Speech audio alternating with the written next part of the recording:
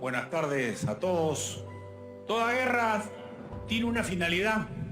Una guerra convencional, la típica que nos conocemos, es la de imponer la voluntad al adversario con la fuerza de las armas para apropiarse de un área vital.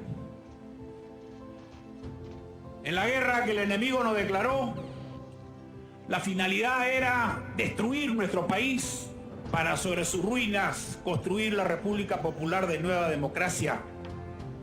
Lo que buscaban era quebrar nuestra voluntad y para lo cual empleaban el terrorismo, el sabotaje, la guerra de guerrillas y la agitación y propaganda.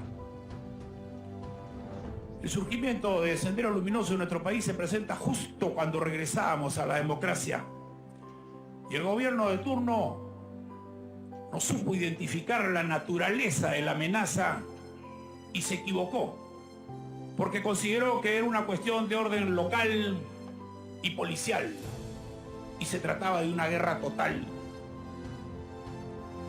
Después de 3 años que dejaron crecer y desarrollar a Sendero Luminoso, recién deciden la participación de las Fuerzas Armadas, que ingresan en el momento de mayor violencia subversiva.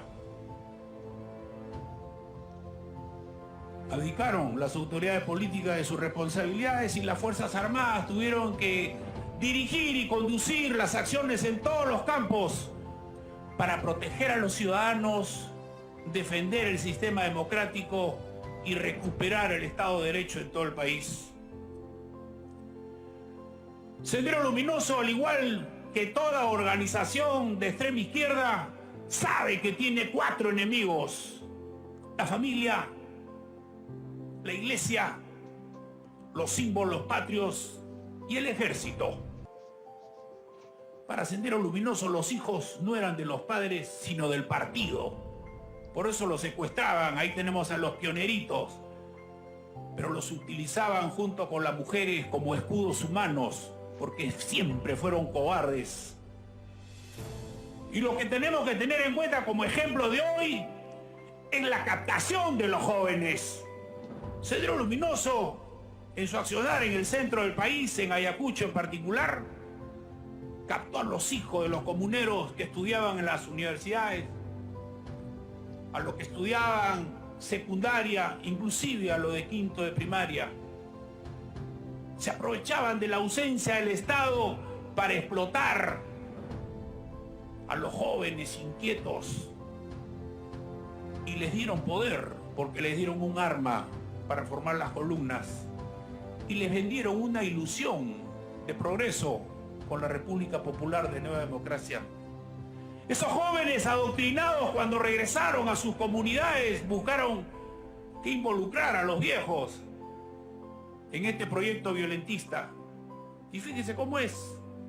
Los padres que hicieron el esfuerzo para que sus hijos fueran mejores que ellos con la educación, nunca se imaginaron que se los estaban entregando al enemigo, porque Sendero Luminoso es la única organización subversiva en el mundo que empleó gran parte del magisterio para el adoctrinamiento y lavado de cerebro.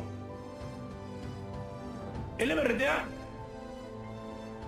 cuyo frente nororiental, su frente más fuerte, actuaba en el departamento de San Martín, captaba muy fácil a los jóvenes.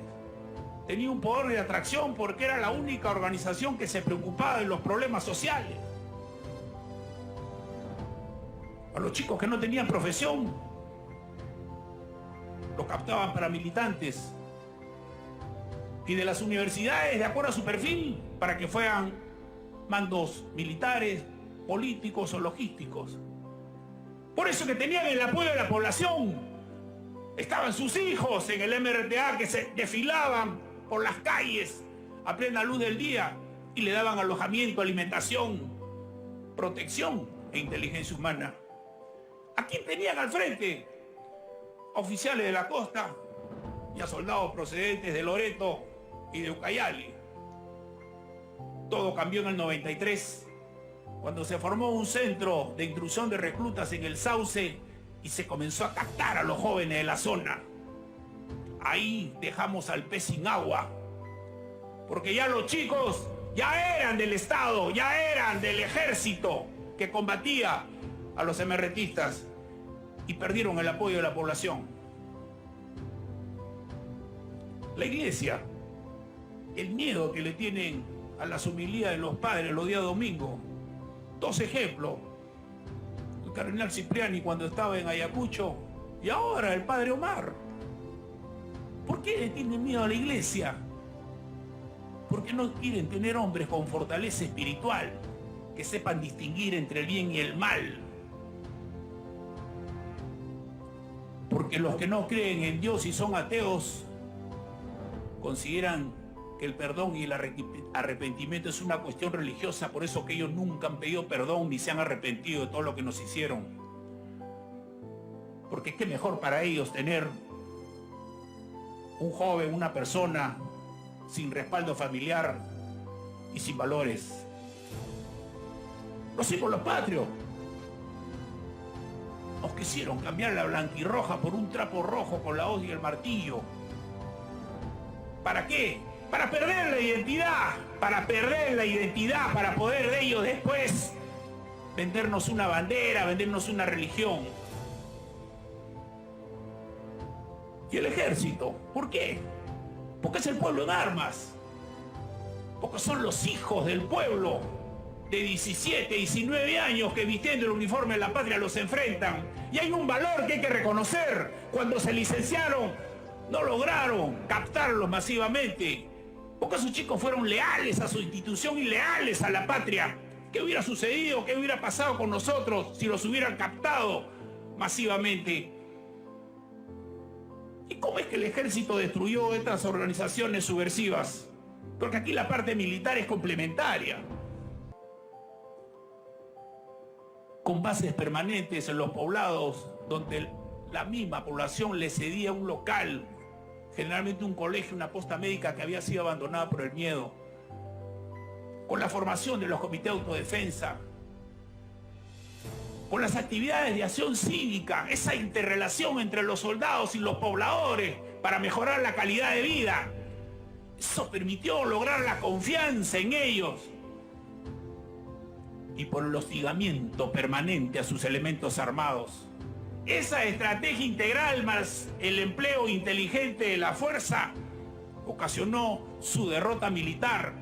Le quebramos su voluntad de lucha. Por eso que hubo un arrepentimiento masivo de los emergentistas y una deserción masiva de los senderistas, que fácil se han convertido en la ideología del narcotráfico hoy en día. Pero lo que logramos solo fue una victoria militar, una victoria estratégica militar. No lo derrotamos totalmente. Llegó el año 2000 y en forma obligada teníamos que desarrollar un proceso de la guerra a la paz después de 20 años. Teníamos que determinar cómo sancionar a los senderistas, qué hacer con los arrepentidos, con los retornantes, cuáles son las reglas de conducta y de comportamiento de los que iban cumpliendo su condena. No lo hicimos.